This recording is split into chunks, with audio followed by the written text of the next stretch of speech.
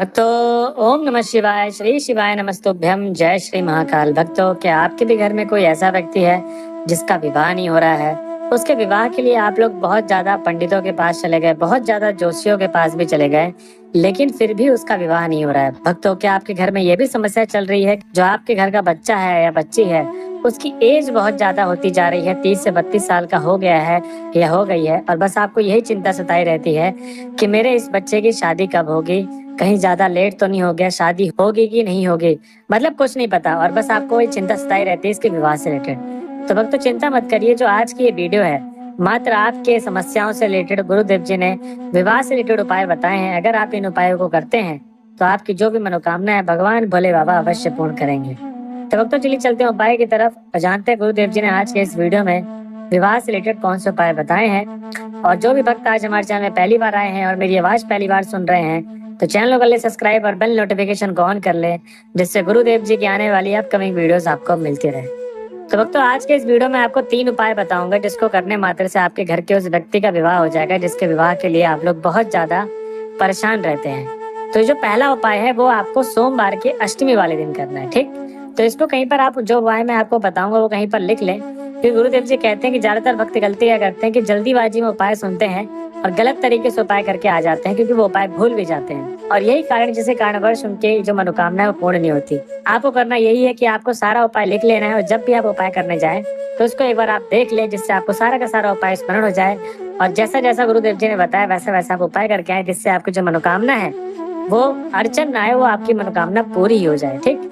तो भक्तों, जो पहला उपाय है जो सोमवार के अष्टमी वाले दिन करना है, इसमें आपको करना ये है, सबसे पहली बात तो ये उपाय कोई भी माता कर सकती है। अगर आपका बच्चा घर से बाहर रहता है, पढ़ाई करता है, या वो उपाय नहीं करता किसी कारणवश, तो उनकी माताओं के लिए गुरुदेव जी ने बताया है उपाय।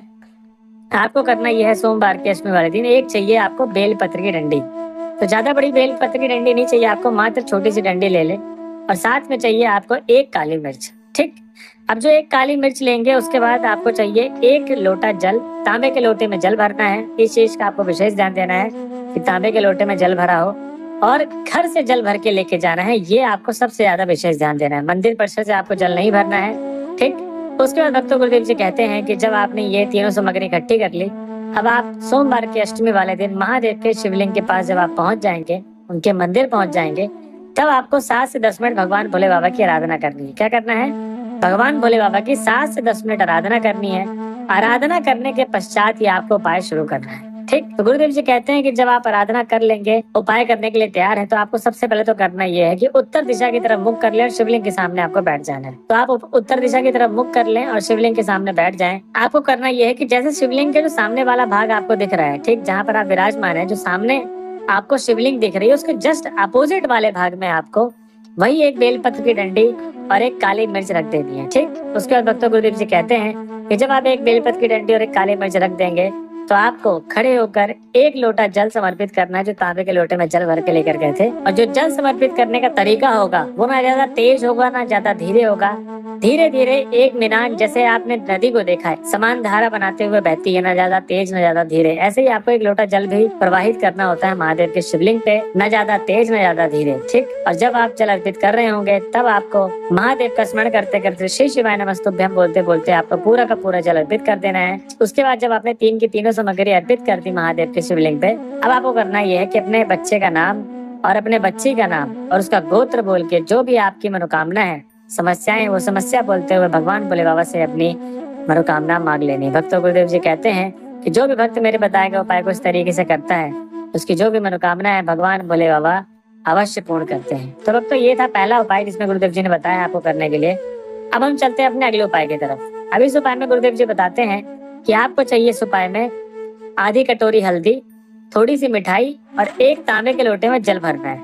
अब जो आधी कटोरी आप हल्दी लेंगे, वो आपको, जो खड़ी हल्दी होती है, आप किराना स्टोर में जाएंगे तो 100 से 150 ग्राम आप खड़ी हल्दी ले लें पंसारी की दुकान में। अब आपको करना यह है कि वो 100 से 150 ग्राम हल्दी को पीस लें और आधी कटोरी के आसपास हल्दी भर लें। और ये उपाय करना कब है? किसी भी सोमवार वाले दिन, जो भी अगला सोमवार का दिन पड़ेगा उस दिन आपको उपाय करना है। इस चीज का आपको विशेष ध्यान देना है, ठीक? तो आपने जब ये तीनों सामग्रियां ले ली, अब उसके बाद गुरुदेव जी कहते हैं कि आपको करना सबसे पहले तो ये है, आपको सीधा जाना है शमी पत्र के पेड़ के पास। जी हाँ भक्तों, गुरुदेव जी कहते हैं कि ये जो उपाय होगा वो समी पत्र के पेड़ के पास होगा। तो समी पत्र के पेड़ के पास जब आप पहुंच जाएंगे, तो जो आप आधी कटोरी हल्दी लेकर गए थे, उसी हल्दी को थोड़ा सा गीला कर ले। गीला करने के बाद आपको 5 बार छापे लगाने हैं आपको अपने दोनों हाथों के समीप पत्र के पेड़ में। गुरुदेव जी ने जो उपाय बताया, इसमें लड़का या लड़की का होना अनिवार्य है जिसका विवाह नहीं हो रहा है।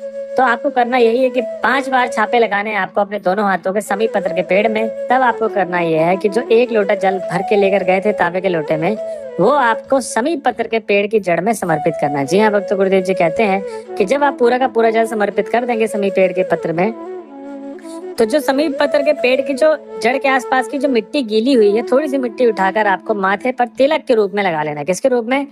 माथे पर तिलक के रूप में उसको लगा लेना है। जब आप लगा लेंगे, तब आपको गुरुदेव जी कहते हैं कि वो जो मिठाई आपको गुरुदेव जी ने बोला था 2 पीस लेके जानी है आपको, वो मिठाई उस लड़का या लड़की को खिला दे जिसका विवाह नहीं हो रहा है। जी हाँ भक्तों, जब आप उसको खिला देंगे तब गुरुदेव जी कहते हैं कि आपको करना ये है, जो भी आपकी मनोकामना भगवान भोले बाबा से मांग ले। तो भक्तों, ये था दूसरा उपाय। अब हम चलते हैं अपने अंतिम उपाय में, जिसमें गुरुदेव जी कहते हैं कि ये उपाय आपको 5 कनेर के फूल वाला उपाय करना है किसी भी प्रदोष काल के दिन। तो ये उपाय आपको प्रदोष काल वाले दिन करना है। इस उपाय में आपको मात्र 5 कनेर के फूल चाहिए जो पीले कलर के होते हैं। ठीक, उसके बाद भक्तों गुरुदेव जी कहते हैं कि जब आप 5 कनेर के फूल ले लिए हैं, तब आपको सबसे पहले तो करना ये है कि जो भी इस उपाय को करने जा रहा है, तो वो सुबह सुबह स्नान कर ले।